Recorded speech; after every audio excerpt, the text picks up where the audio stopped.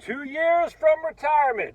Do this, please. I've done this video at least once before. I mean, I've done 6,000 videos. There's no way everybody's watched every single one of them. How dare you not watch all my videos? Tim, the Chiefs fan, Tim. You know what you're talking about, Tim. Tim's like, oh, the Chiefs, best team ever. Taylor Swift, Travis Kelce for president. Anyway, so I was talking to this lady this morning. We'll call her Kat. And she's crushing. Got no, just tiny little bit about debt, but just crushing. I love Kat. She's fantastic. And she's a little bit heavy in terms of her equity exposure, in my opinion. Now she only got $600,000 in retirement portfolio. All right, only. And I say, she's 60, in their mid 60s. It's a wonderful, wonderful lady, and she's single. For you fellas out there, so you can put the comments, hey Kat, I'd like to snuggle with you. Why are we going so doggone slow? Man, alive. Anyway, so if you're interested, say, hey Kat, it's me. I'm a dog. We call you dog. You'll call you doggy. Believe it or not, I had a cat named Kitty and a dog named Doggy. Isn't that crazy? My mom was we were talking about that the other day. All right, so anyway. So Kat has got about $600,000 or so, about a little bit less than $200,000 in the Fidelity money market, which is fantastic, but all the rest in stocks. And the problem is she's going to be needing, before she takes social, she's going to get a small pension, and she's smart, man. She is smart. She did an income annuity that's going to kick in when she's 69 years old. Just like she said, oh yeah, by the way, and we're running her plan. I said, she goes, I have this extra $1,000 a month income. I said, oh yeah, probably need to know that. A small pension, about $800 a month, and social is about $3,500 a month.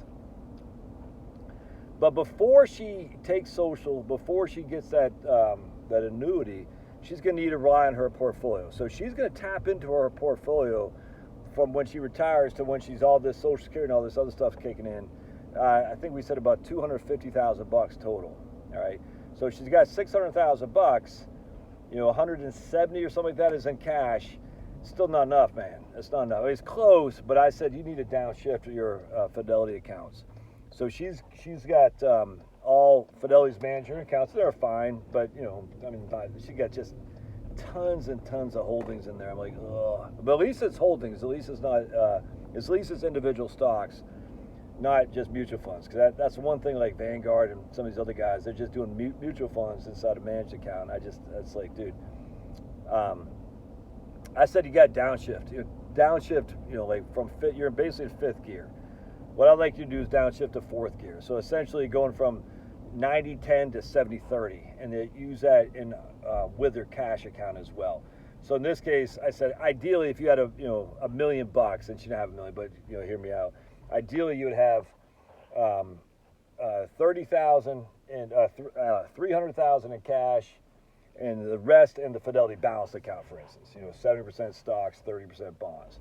And I said that's a great portfolio. So in this case, you'd have, of your $1 million, 700,000 would be in the Fidelity balance account, which is large cap, blue chip stocks. 70% of that is large cap blue chip stocks, and 30% of that is high quality government and corporate bonds. So essentially, what would happen? You have 30% in cash. So if you think about it, you'd have 50% of your portfolio be in stocks, 30% in high quality bonds, and 30% in cash. Because we're going to need that money. We're going to need a good amount of this money before all the other income comes in. Now, the other income isn't enough to live on either. She needs more from her portfolio. Not much, and she's going to be fine.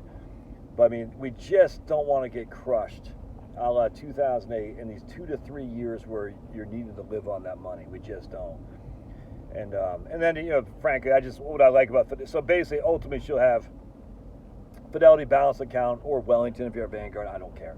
And then you have cash. What a great portfolio. It's just so simple, so easy. The fees are moderately low. It's easy. But other funds did better. I don't care. I don't care about doing better. We want to make sure we don't get crushed. And Kat is a pretty aggressive person. I'm a pretty aggressive investor too. She goes, yeah, I've all just been go get them. I said, no, I get it. And I'm not saying we can't go back to that, but for the next couple of years, we got to just, because, you know, she doesn't know what she's going to spend in retirement, dude. You know what I'm saying? I said, for the next couple of years, we got to figure, I mean, I have a pretty sneaky idea that I'm even overestimating her expenditures, because when you factor in her income, minus the amount of money she's putting in her 401k, minus the amount of money she's paying income tax and FICA tax, you know what I'm saying? You know, she's not, we had that expenditure as if she's living off that when she's retired. It's just not going to happen, man. I mean, anything could happen, but let's just say she's living off $80,000 a year after taxes, after 401k contributions. We still had her living off $80,000 a year, if not more. And it's just the likelihood of that happening is not high, but it doesn't matter.